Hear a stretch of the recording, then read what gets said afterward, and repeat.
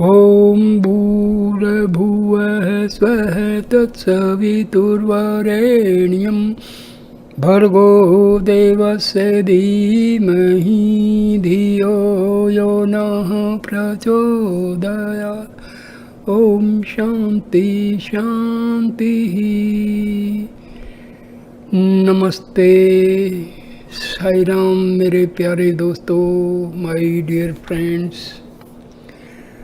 Today I am going to give you a video on Sai Gita, video number 15. In the last video, the last paragraph, Baba was explaining was about truthfulness. So he said, in the beginning, by adhering to truth, you may be put to a lot of trouble. In spite of the trouble you encounter, if you pursue the path of only telling the truth, eventually this truthful nature will fill you with joy and happiness and give you success in all your endeavors. Therefore, it was to promote the happiness and welfare of mankind that in the Gita, Krishna taught that one should always be truthful. He proclaimed that truth was life's royal road and that the path of truth was the only way to foster right conduct in society. Now, Dharma is changeless, but its practice changes in each age. Sometimes it has been said that righteousness has declined and that the Dharma has diminished. But that is not correct. Dharma is based on truth. Truth is absolute. It can never undergo change or be diminished. However, in any particular age, the practice of Dharma may undergo change. God incarnated as Krishna not to re-establish Dharma but to re-establish the practice of Dharma. Dharma never left, nor did it ever change, but it was out of use. The seven facets of Dharma have been present in all the past ages. However, each age has had practices most appropriate to that age. For instance, in ancient times, when spiritual awareness was very high, the appropriate spiritual practice was meditation. In the age in which Rama incarnated, the most appropriate practice was penance and sacrifice. In the Krishna era, the practice was ritual and ceremonial worship.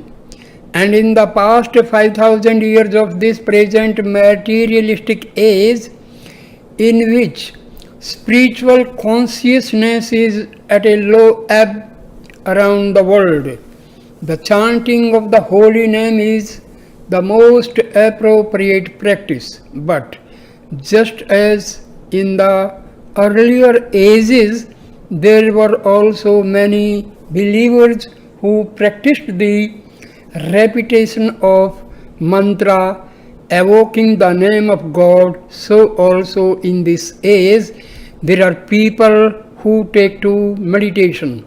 There are people who take to doing penance, and there are people who take to ritual worship. But the principal practices depend upon the general character and mood of the times. Different practices give different forms, so to speak, to dharma. but the inner flow of dharma is always the same. Truth will never change. Truth is always one, never two. In all the three times, past, present, and future, in all the three worlds, earth, heaven, and the nether world, in all the three states, waking, dream, and deep sleep, and in all the three worldly qualities, passivity, activity, and equilibrium, truth is always one. Since truth is one and the very basis of dharma, dharma cannot change. It never wavers or undergoes any modification, but duty and practice will undergo intermittent change. For example, take a person who is doing a job. How long will this job be his duty? Until he retires from that particular job. Until then, he goes to the office every day. Once he retires, his duty changes. After retirement, he might get involved in doing business. Then he says that pursuing his business is his duty. In doing business, he may be tempted to gain some extra profit by taking to underhanded methods. He may try to earn money through lying and cheating. Even though he may have now taken to lying and cheating in order to earn money, he will still consider the work he is doing as his occupation and his duty. When so many changes can come about in duty, how can it be described as dharma? These changing activities that occupy your time in the interest of providing for your living needs cannot automatically be described as dharma. Duty becomes dharma when it shines with the virtues that make up the facets of dharma. Not harming others is dharma. There is a simple meaning to the word dharma.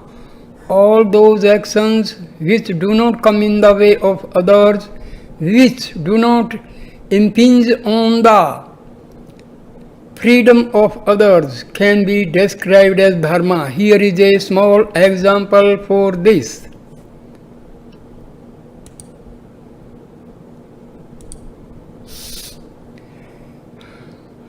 You are holding a long stick and playing with it, moving it this way and that, and at the same time you are walking down a main street. This street is a busy public thoroughfare. You may feel, I have every right to move wherever I want. Well, if this is your right, then the person who is coming in the opposite direction has every right to save himself from being hit by your stick. You are indulging in an activity which is likely to put other people walking on the street in danger. However, correct conduct expects you to act so that you do not interfere with the freedom of other people walking on the same road. If you can conduct yourself in a way that is not detrimental to others or that does not impinge on their freedom, then you are behaving according to dharma. Later, we will take up Krishna's teachings in which he points out that merely refraining from doing harm is not enough. You should also be friendly and compassionate to all beings, but if at the very least everyone to consider it their duty to conduct themselves without causing any harm to others, then there would be peace, prosperity, and joy aplenty in the world. Acting in this way is your real duty, a duty which has to be performed for the sake of setting an example to others and for upholding the essential ideals of dharma. Social duty, obligatory duty, and family duty. In your daily life in the family, there are three types of duties which may be considered to be three aspects of dharma. There is social duty, there is obligatory duty, and there is family duty. These duties express themselves in different ways. First, consider an example of social duty. Assume that tomorrow is Sunday, which is a holiday for you. You may want to invite some people to come to your house for tea. Suddenly in the night you develop a fever. While you are sick, you realize that if you were to invite your friends to visit the next day, you would not be able to receive them properly, and so it would not make you or them happy. Therefore, in consideration of your obligations to your friends, which you would not be able to perform while sick, you decide to postpone the tea party. On the basis of the change in circumstances and your consideration for your friends, you change the tea party to the following Sunday. You are free to make the arrangements that fulfill both your wishes and your social obligations. Next, consider an example of obligatory duty. Let us say you are a lecturer in the university. In connection with the upcoming examinations, the department head has directed that the whole teaching staff of the department assemble for a meeting. As this is an important department meeting, you will have to attend. Even if you are suffering from fever, you take some aspirin pills and go to the meeting. This is an obligatory duty and you have no right to cancel this. The scheduling of this meeting was not in your hands, and once it has been called, you are expected to attend. Now consider an example of family duty. You are in your own house. There is a small family quarrel between husband and wife. Inside the room, the husband and wife are having a tiff. This is very angry. She is very angry. Suddenly the doorbell rings and he goes out to answer it. He finds that a co-worker had dropped by for a casual visit.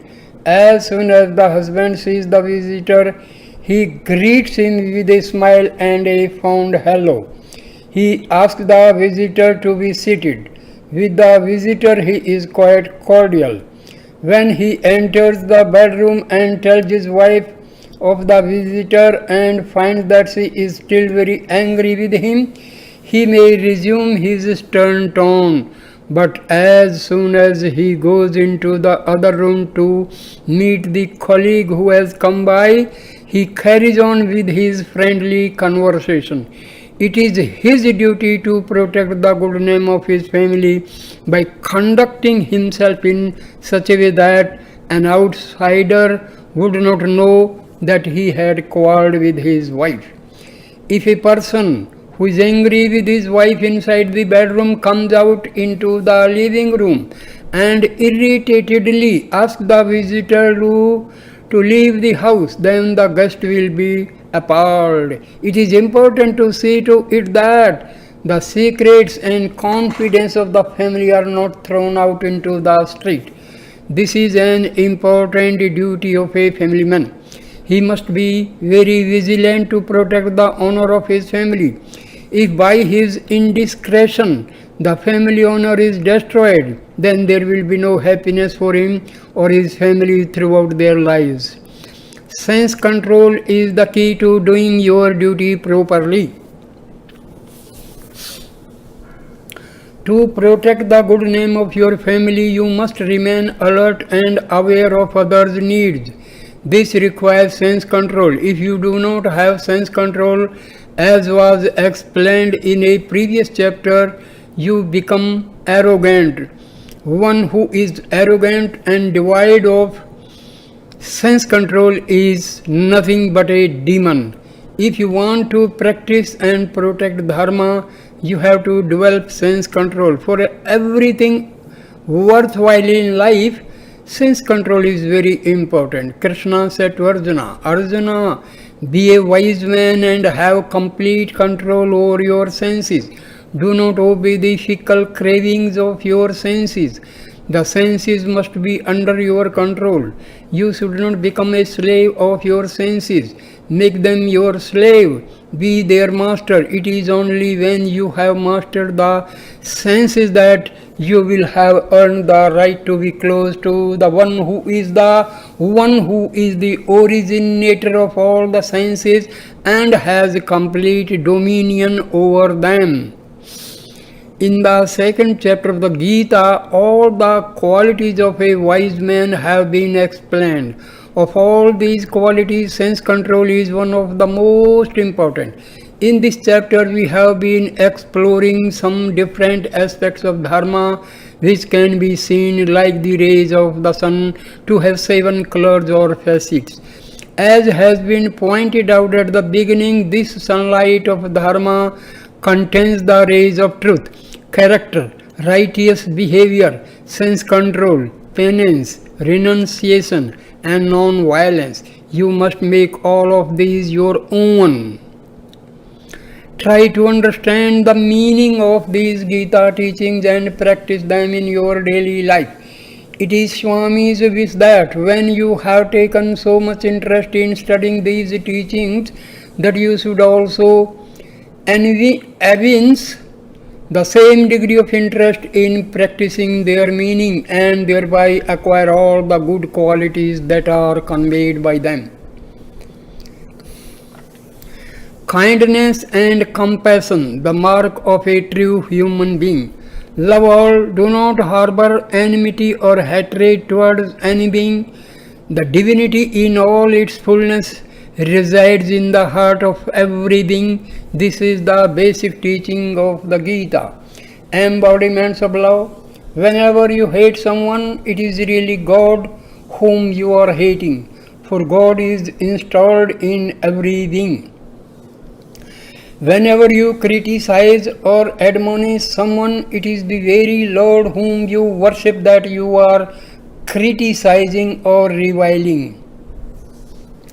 The same Lord is the resident of all hearts. This awareness of the divine essence in every being is the basis of the teachings of universal brotherhood that have been given in the scriptures of India since ancient times. The unity of the self, the one Atma existing everywhere. The Gita proclaims that the divinity is present everywhere and in everyone as the all-pervading reality we call God. But the Gita declares an even higher stage than this. It teaches not only that God is everywhere, but that the inner truth behind the I that you refer to when speaking of yourself is your immortal self, your highest self, one and the same with God. And that highest self in you is also the highest self of everyone. It is the Atma, one with the divinity. In essence, you and everyone and everything are God. Therefore, in addition to teaching the unity of God expressed through universal brotherhood, the Gita also teaches the unity of the Atma, the one self existing everywhere. The Gita shows that the Atma, which exists as the true self in you, exists as the same self in all other human beings and in animals and birds and every other kind of being as well. Just as the Gita instructs you to regard happiness and misery as equal, so also it instructs you to recognize the one Atma as existing equally in all beings, whether they are humans, animals, or plants. You must have the conviction that right from microscopic creatures and insects up to the Creator, the same divinity exists uniformly everywhere. That is why a great poet, brimming with devotion, sang, "O Lord, you have been living in the ant as well as in the Creator. You have come as Krishna and Rama, but truly you live in every form. I see you everywhere in every being I encounter." harmonization of thought, word, and deed.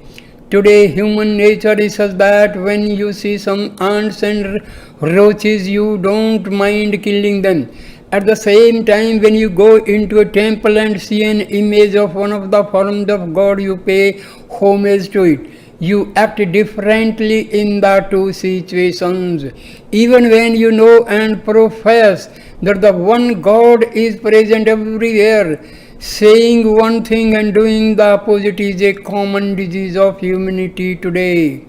That's why instead of attaining the status of a Mahatma, a divine being, people have not risen very far above their lower natures. The Gita teaches truth in action, which is the harmonization of thought, word, and deed. This is the real mark of a human being. It is in this way that you manifest your divine nature in everyday life. Develop your faith and see the same divinity existing in every living being. Spread your love, which is the very essence of your divine nature and the divine nature of all living beings. Look upon every person with compassion and love. Unless you adopt this approach in your dealings with others, all your spiritual exercises will just be a waste. Worshipping God while harming your fellow human beings can never take you to your goal.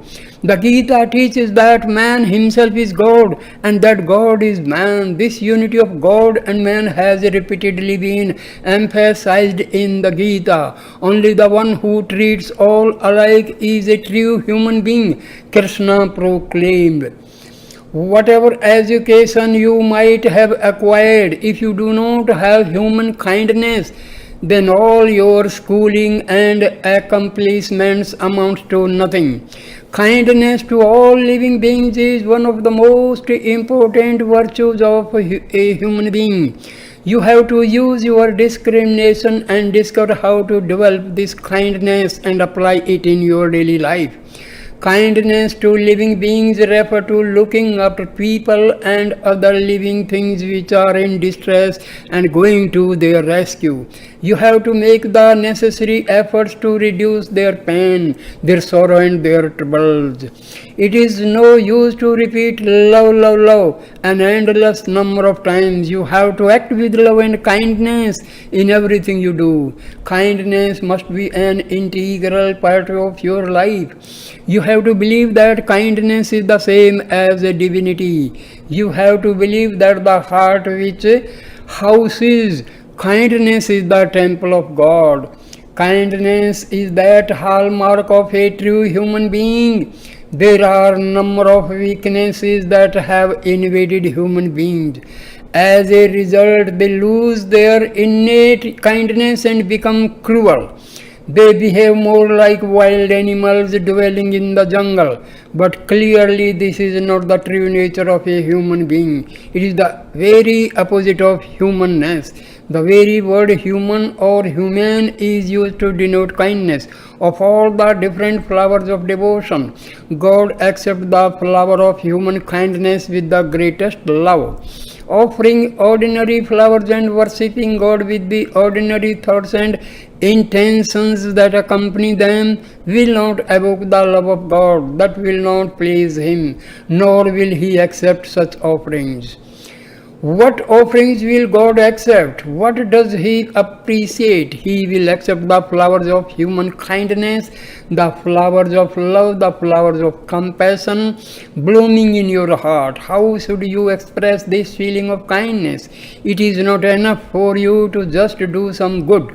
You must transform your heart. There must be a leap of faith. You must develop a deep-seated belief in God's omnipresence. You have to live the conviction that the same God exists in every heart. Then you will be able to recognize others' pain and sorrows as your own pain and sorrow. Here is a small story. In a village there lived a couple who had a young daughter. It was just a small family of three. It was not a well-to-do family. In fact, it was a very poor family. But poor as they were, these parents decided to provide a proper education for their child. There was no school in the village in which they lived, so they had to send their child to a neighboring village. She had to traverse a forest every day to go to the village where the school was. City people might be afraid of walking through a forest, but villagers do not mind. It is a part of their daily life.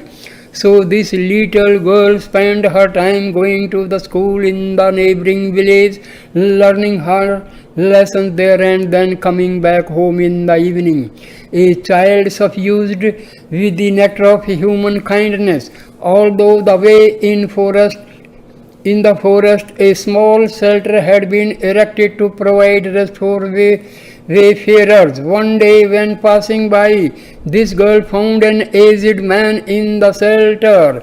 He appeared to be undergoing some suffering. She realized that he would not be able to reach the next village where he could get medical help and protection.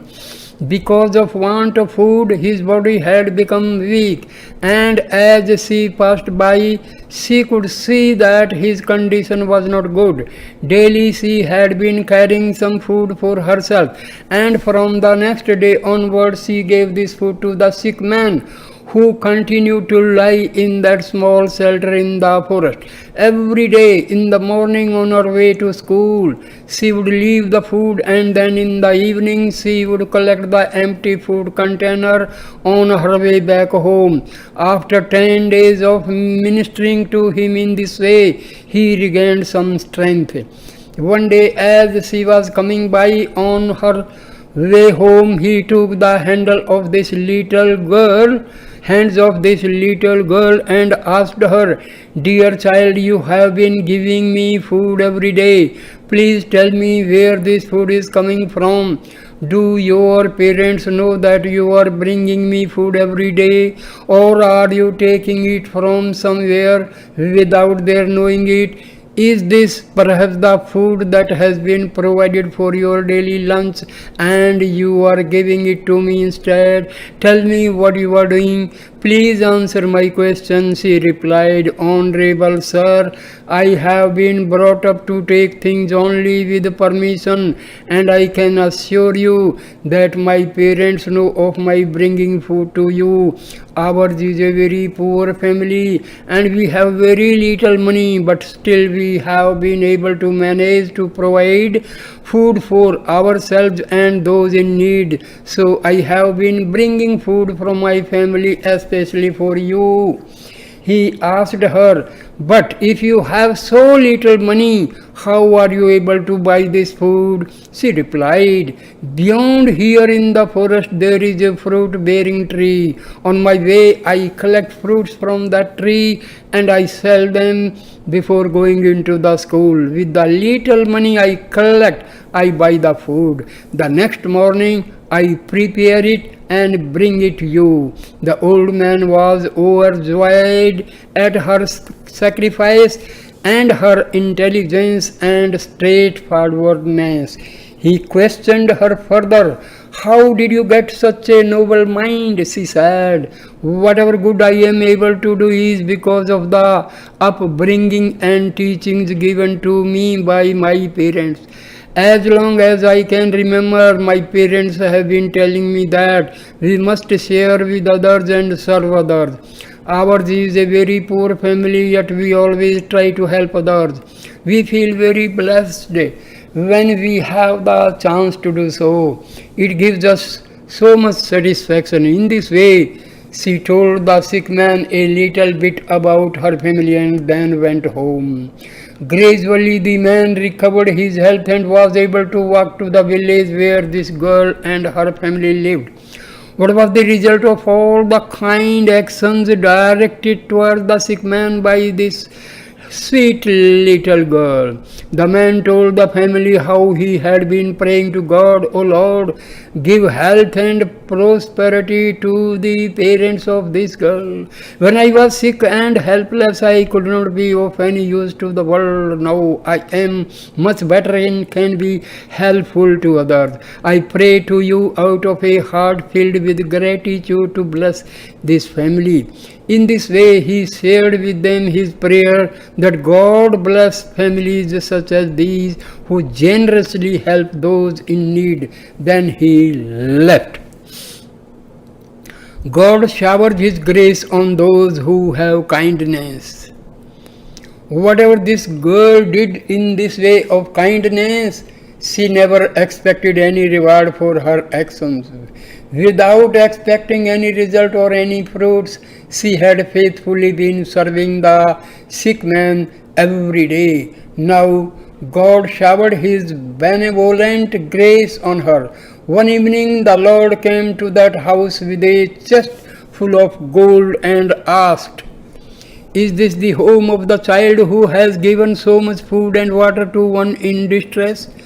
The Lord continued, "It was I who assumed the form of the sick man who languished in that shelter until your little girl came and took care of me. Now I am leaving this gift so that the child can grow up and become highly educated. I lived in that shelter for 10 days to test this girl. This child's heart is very sacred and pure. It is full of kindness. Her heart is my dwelling place, my own temple." He handed over the chest to the parents, telling them to use the money to secure her happiness and prosperity. But the parents were not overjoyed at the prospect of getting such a large amount of wealth.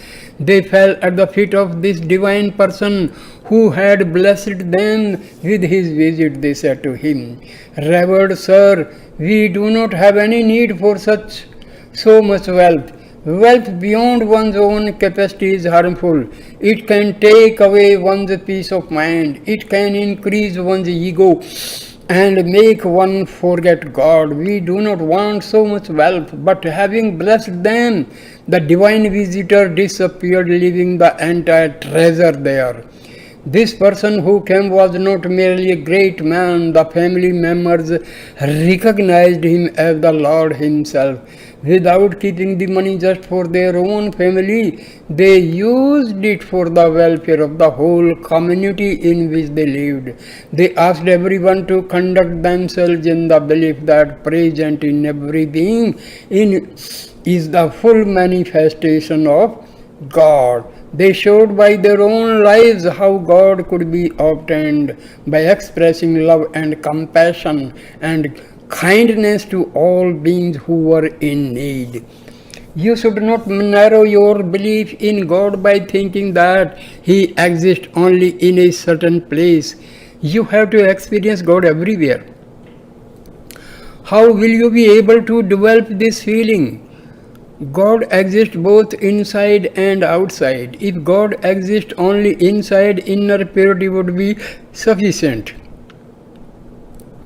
As God exists externally as well, external purity is also required.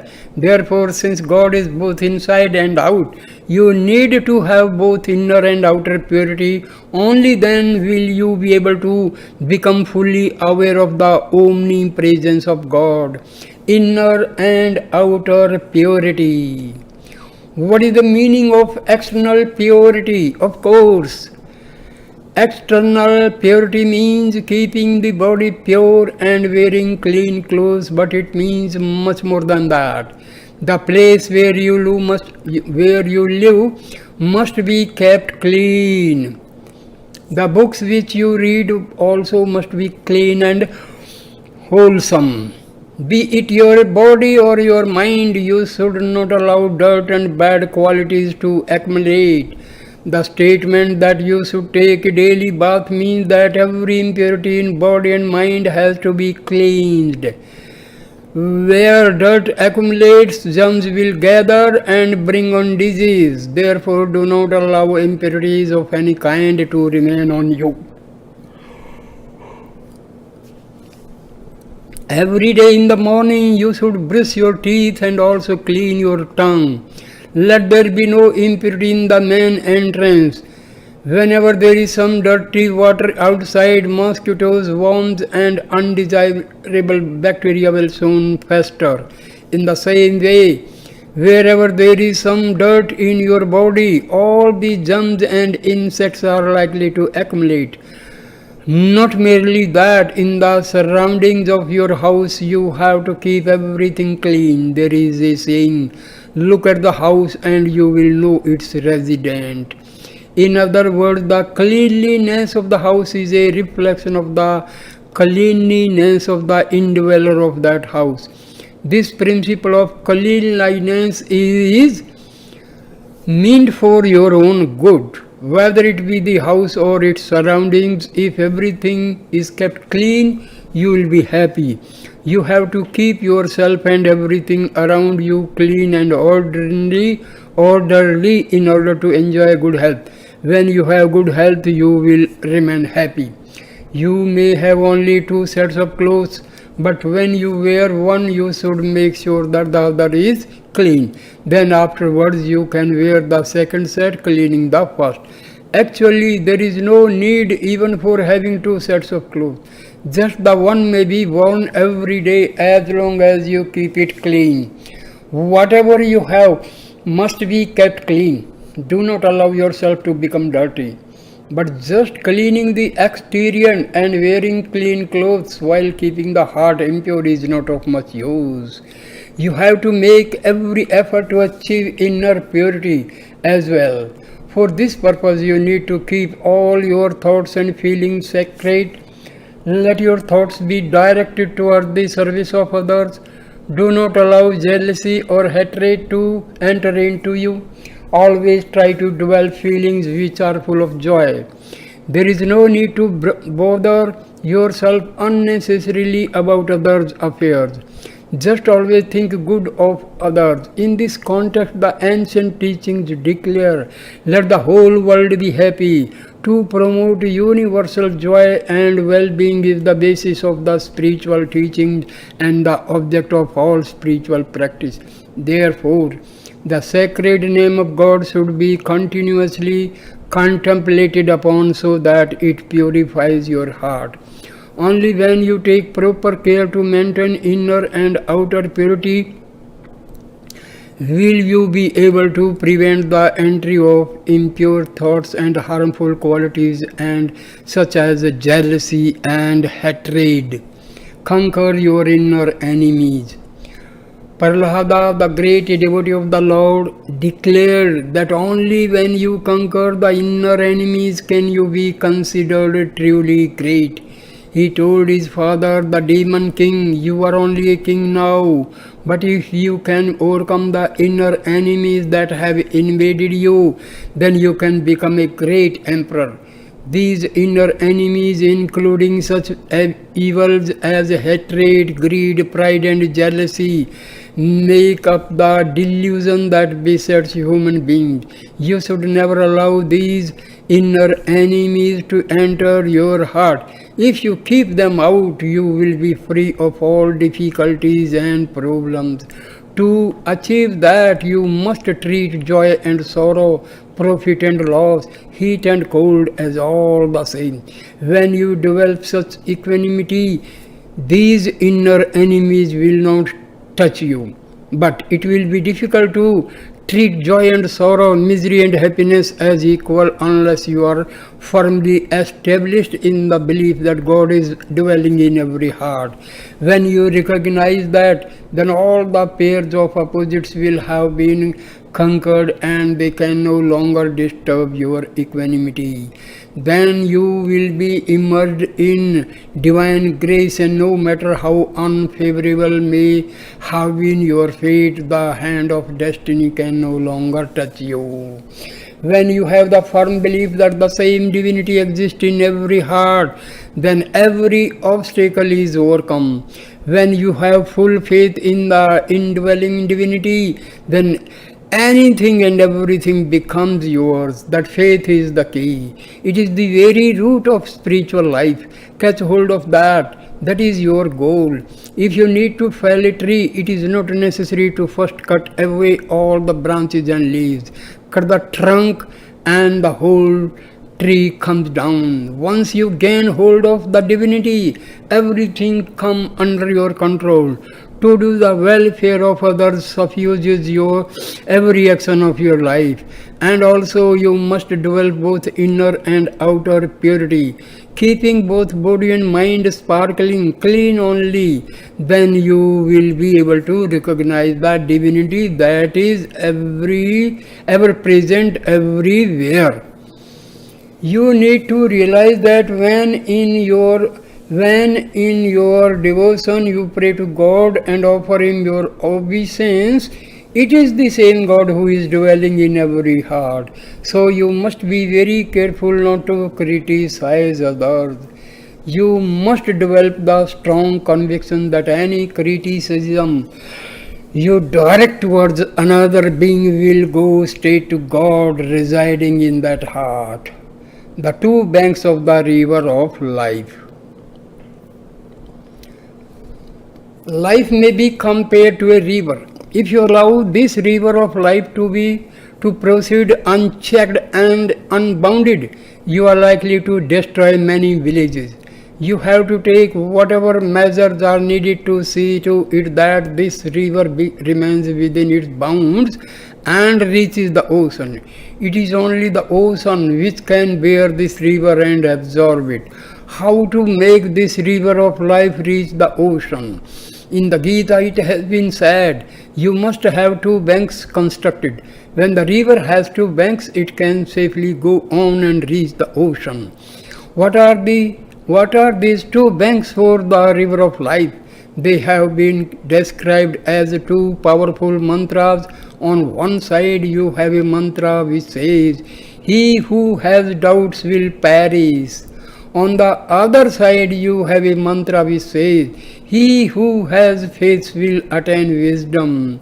So the two banks for the river of life have to do with renunciation of doubt and the bosoming forth of faith. When you have these two banks channeling your life, you will reach the goal and merge in the ocean. This teaching given by Krishna is the very essence of devotion. It enables you to reach the ocean of infinite grace. The three principles that take you to your divine goal. Krishna said, child, that ocean of divine grace is the goal of mankind. It is the ultimate goal of all life. Don't forget that goal. Don't believe in the world and don't be afraid of death. But never remember the divinity which is the very reason for your having taken birth. These are the three principles I give you. Never forget God. Never believe in the world. Never be afraid of death. Take these three and inscribe them in your heart. Always remember them, for they will sanctify your life and bring you to me. Never forget God. Never believe in the world. Never be afraid of death. Fearlessness, seeing the oneself in everyone. Fear arises when you see another as separate from God. But when you know that the one divinity is the basis of all you see, then fear leaves you forever. Once you become established in that awareness of the divinity being everywhere, in everyone and in the everything, then you are permanently freed from the spectre of fear. Embodiments of love, you must be firmly grounded in the belief that every name and form that can be found everywhere in the universe is only a combination of the five elements, and that the foundation of these five elements is always God. Then fear cannot gain a foothold within you. Divinity is the basis for everything. Everything without exception is made up of the same five elements. There is nothing else to be found in this manifested creation. There is no sixth factor at all. Consider some of the objects you see in this room. Here is a table, here is a chair, and here is a podium. Over there is a window and a door. For all these different objects, the difference consists only of separate names and forms. The content, which is wood, is the same in all. Similarly, mountains are rocky, trees consist of wood, earth consists of mud, the body consists of flesh, the ocean is made up of water. These are all different names and forms, but in composition they are all just combination of the basic 5 elements. These 5 elements are 5 aspects or reflections of the one divinity. It is their divine basis that illuminates them and gives them their existence. Except for these 5 reflections of divinity, there exists nothing else in the whole universe. In all these 5, the divinity is the same. It is one. Beyond it, there is no second at all. When you know this without a doubt, then you will have no fear. Of all the great virtues, fearlessness occupies the place of primary importance. It is the ideal virtue. Unless you have fearlessness, you will never be able to live comfortably. Be it in the secular field, in the battle of life in the world, or be it in your struggles in the realm of the spirit, you must never leave room for fear to creep in. It should find no place in your life. When you are obsessed with fear, you will become extremely timid. You will not be able to accomplish even the smallest job. When you are filled with fear, you cannot shine in the world. Therefore, the Gita taught that you must become totally fearless. Fearlessness is beyond body consciousness. Fearlessness is not just the absence of fear. Both fear and the absence of fear are associated with body consciousness. Absence of fear can sometimes be foolish, such as when the body is threatened with harm. But fearlessness is beyond body consciousness. It can be experienced only when you recognize the truth that the one divinity resides in full measure in every heart. It is said that a person charged with fear dies every step of the way, while a fearless person dies only once. Therefore, Krishna told Arjuna, give up your fear and become completely fearless.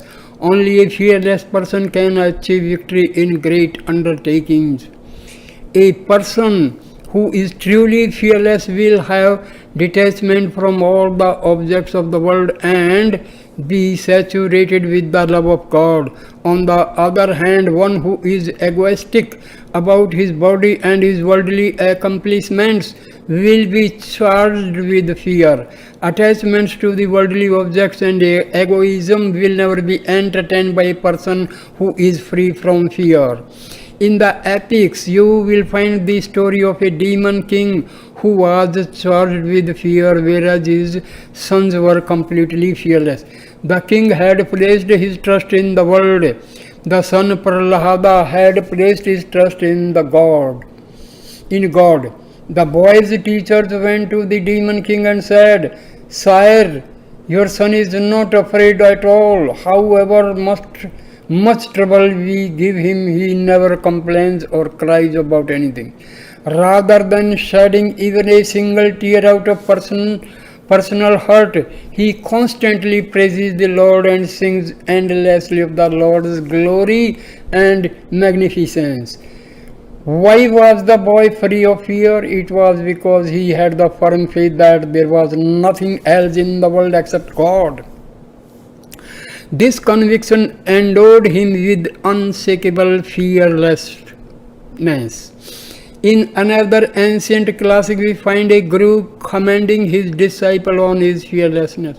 The teacher said to his disciple, Janaka, who was a great emperor and yogi, I am very pleased with you. You are now totally freed from fear and you need never again worry about anything.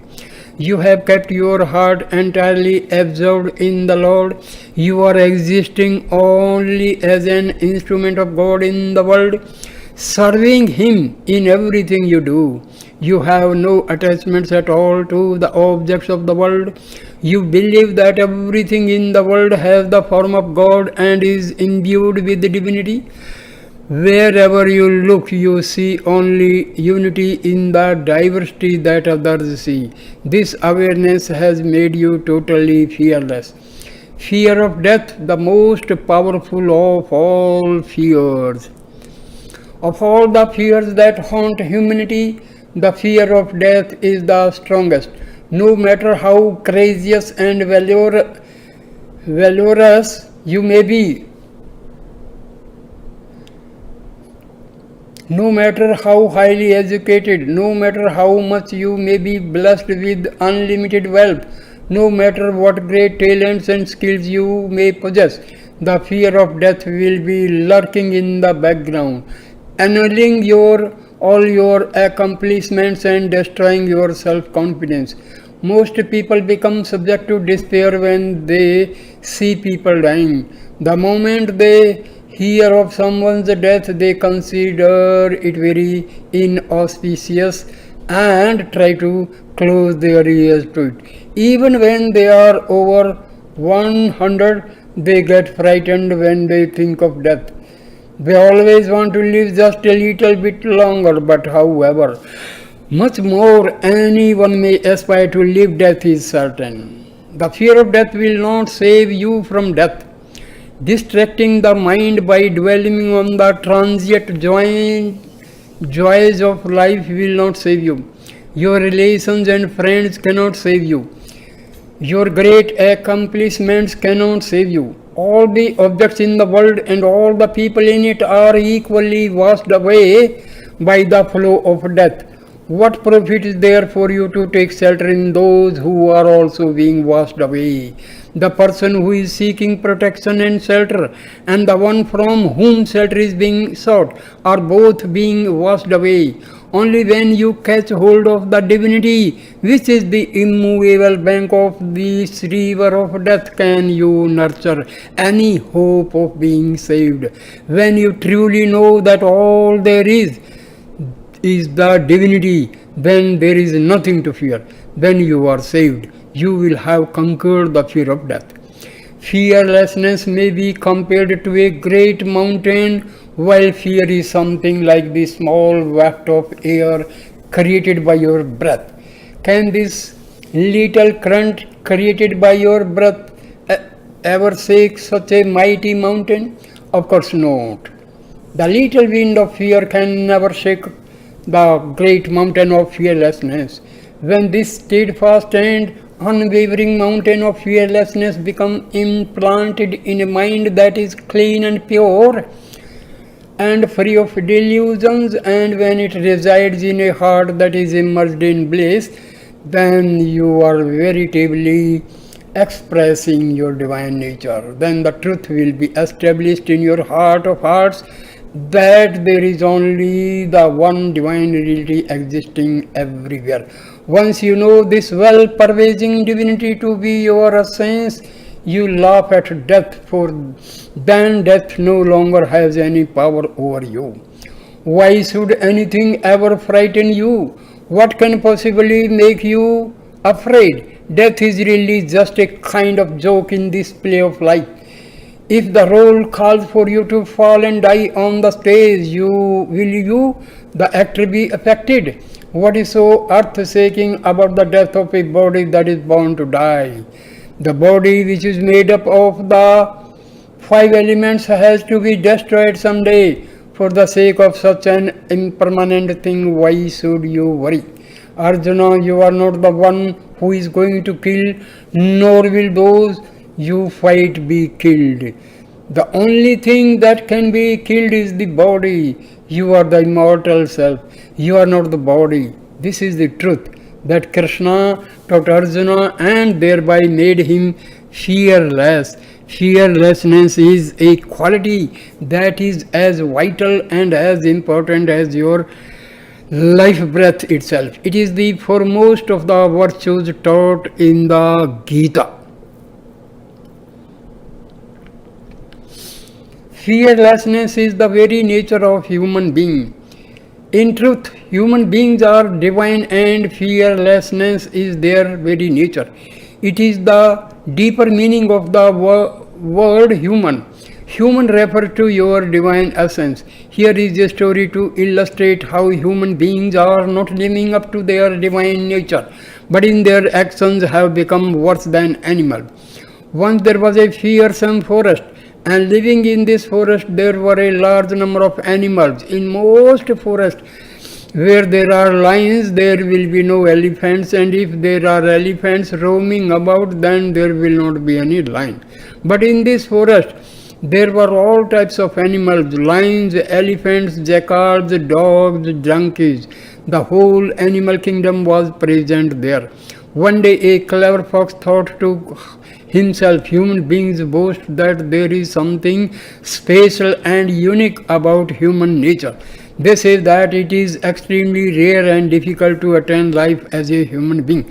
But human beings are born the same way that we animals are born.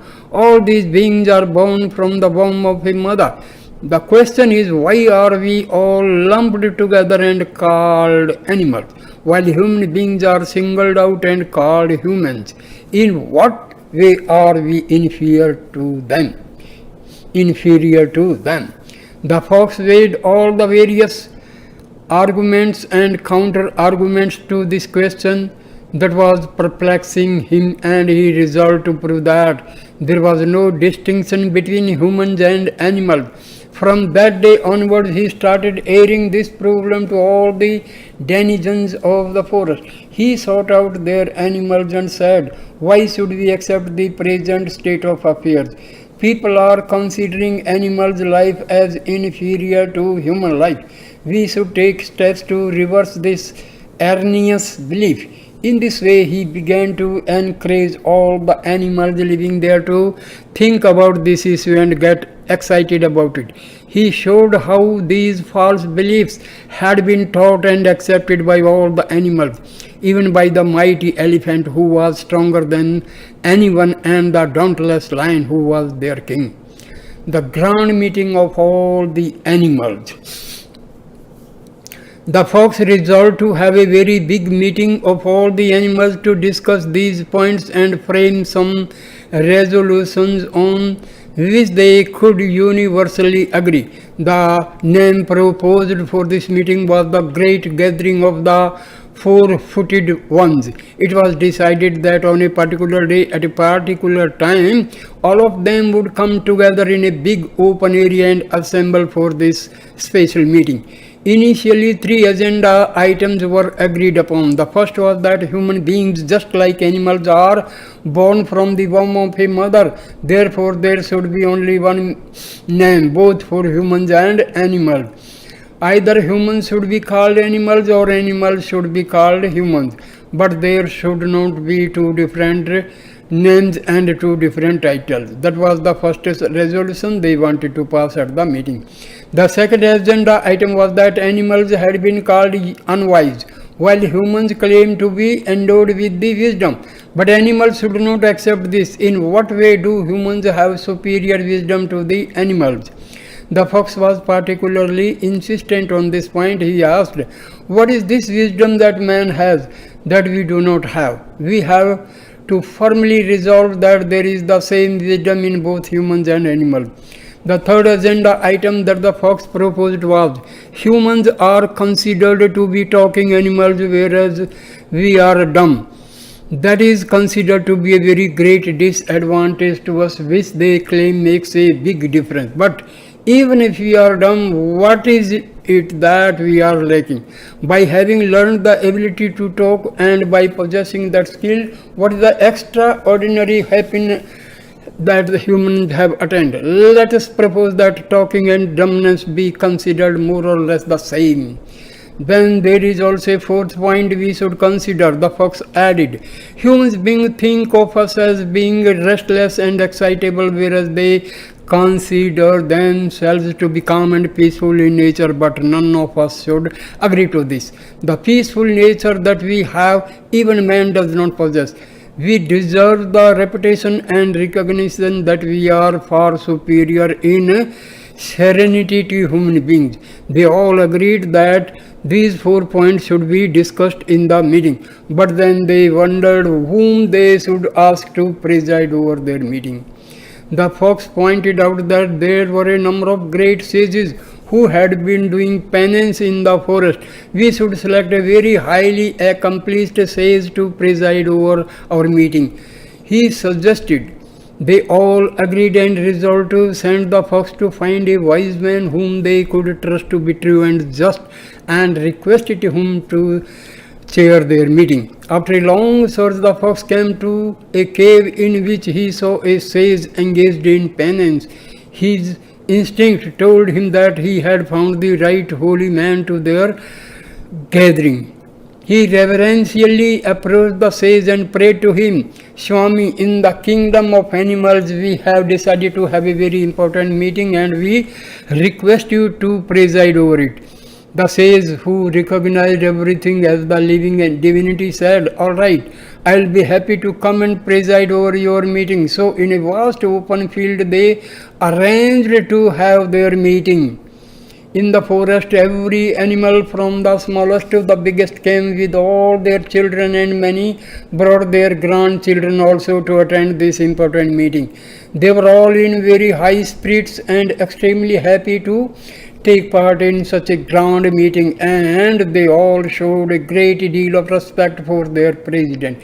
A high platform was provided for the president. Just beside the chair for the president, a chair was provided for the lion.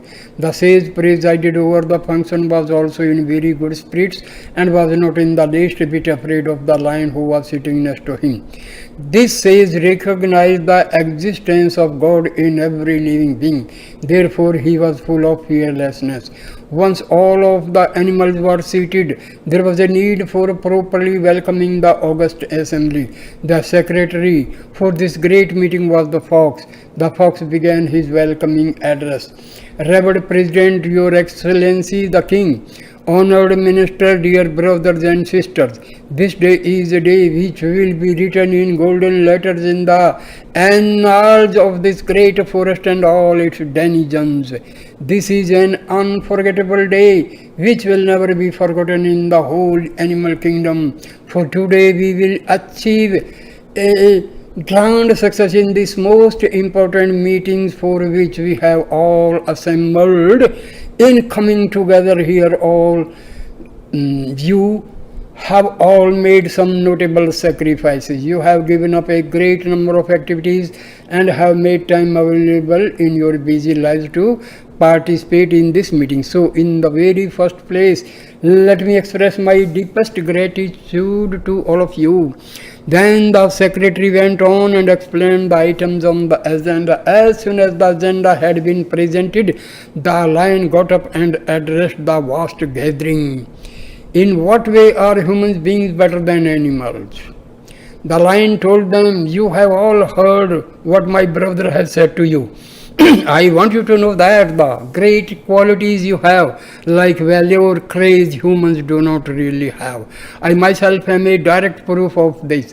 If you consider the courage and value, the magnificent prowess and strength which I have, where will you find any human being who is my equal?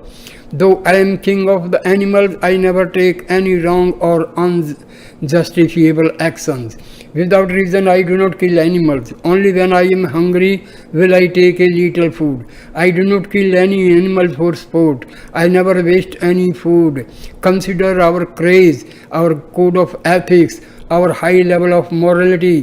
Can you find such great qualities in human beings? No, they don't have them at all. Therefore, why should we be afraid of them? Why should we be thought of as inferior to humans? Today, let us resolve to wipe out this blot on our reputation. When the lion finished his address, there was an uproarious cheer and the applause resounded throughout the entire forest. When things quieted down the elephant who was sitting just by the side of the lion got up and said, "Humans are not even half as big as my leg. In form I am certainly mighty and magnificent. In intelligence I have attained proverbial greatness. Kings, emperors, distinguished leaders all have developed great regard for me. If ever a coronation was to be performed and I were not there, it would have to be postponed. When I am so great, how can you say that humans are superior to me? My intelligence is extraordinary. Therefore, even if you consider just these two, my intelligence and my physical size, you must conclude that humans can never be equal to me." Again, the audience cheered their agreement. The fox got up and said, "The lion, our illustrious king, has just talked to you, and the big elephant, our distinguished minister, has also spoken his mind. Now we would like to invite a representative of the smaller animals to come and address." All this pointed dog, who had strayed into the forest and who had many experiences with human beings, was asked to speak to the gathering. It offered its humble salutation to the president, to the king, to the minister, to the secretary, and to all in that great throng who had assembled there. Then it said, "Although I am very small and weak in faith, there is no one that can be compared to me. I have unwavering faith and unlimited loyalty to the person who has brought me up and who looks after me. I will always be grateful and faithful. Even if I lose my life, even if I am hurt and harmed by my master, I will not return the harm in kind." Everyone knows that human beings do not have this sense of loyalty which a dog has. In this quality of loyalty, I can never be considered inferior to human beings. Among themselves, humans often give trouble to the ones who most lovingly take care of them and guide them, such as their own parents or their teachers. Humans will not hesitate to do bad in return for the good which is given to them. They will criticize and concoct schemes to deceive and hurt the very ones who have looked after them so carefully. Humans do not have any gratitude at all. They do not have any loyalty. Only so long as their purposes are being served will they pretend to be obedient. The moment their own selfish interests have been taken care of, they start troubling their own teachers.